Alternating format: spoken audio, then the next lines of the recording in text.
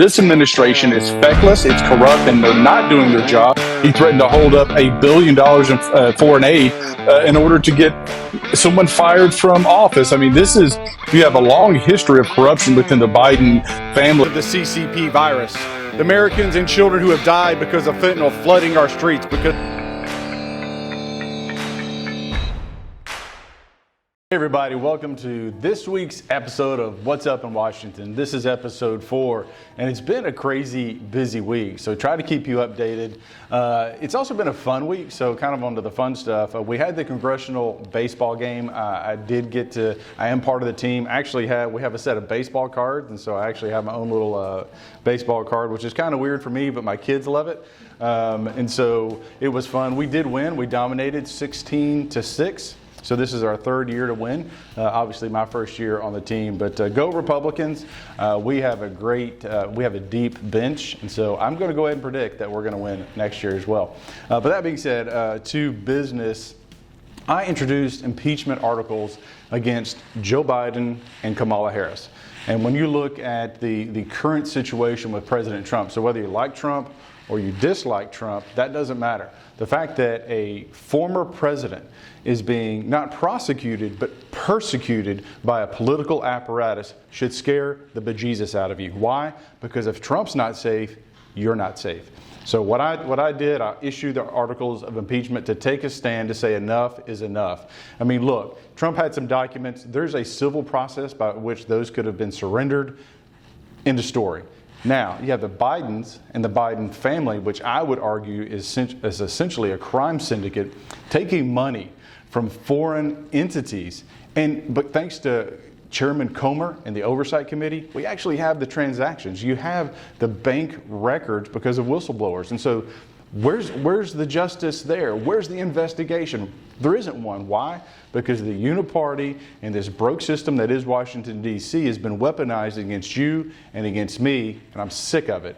So there's a couple of paths the impeachment can take. It can go through the normal course of things where it goes through committee, and that's going to take months and months. That may be the best option. We'll tell, or time will tell. The other option would be for me to put and offer a privileged motion, which would force it to the floor and force a vote.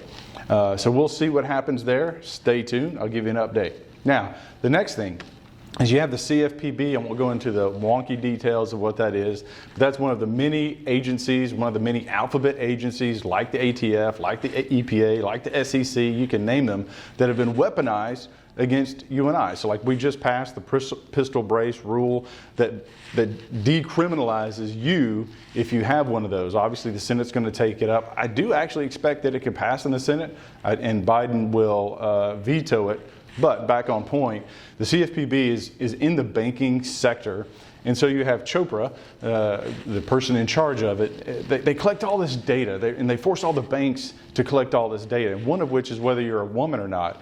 And then they use that data to spy on you, quite frankly. So I simply ask the question is why do you collect this data, and why do you need to know whether or not I'm a woman? He said, well, that data is not really important. We're not compelled to do it, blah, blah, blah. I mean, he was like Fred Astaire and Ginger Rogers. He was both of them at the same time, dancing and tap dancing. It was ridiculous. That being said, I finally got him to admit that they do track that data point.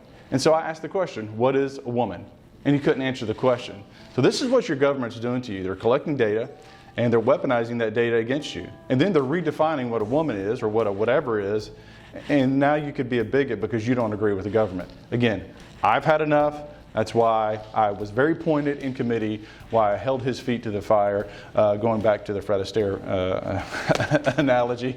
But and then lastly, we all know about China and their incursions against our military in the Pacific.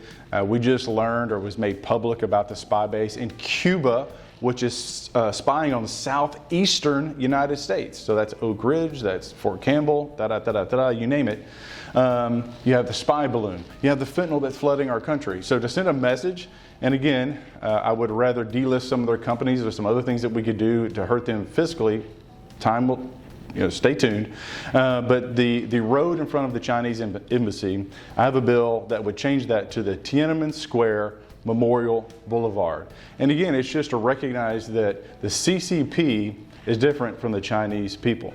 The CCP is trying to destroy America, and the Chinese people are victims, like you and I are, to the fentanyl and all the other things that China, the CCP is doing to undermine our country. So it's been a busy week. We got a lot accomplished. My knuckles are sore from all the fights. But all that to say, stay tuned to next week, and I'll keep you posted on the impeachment articles and other things we're doing to put China into place. Thanks, and God bless.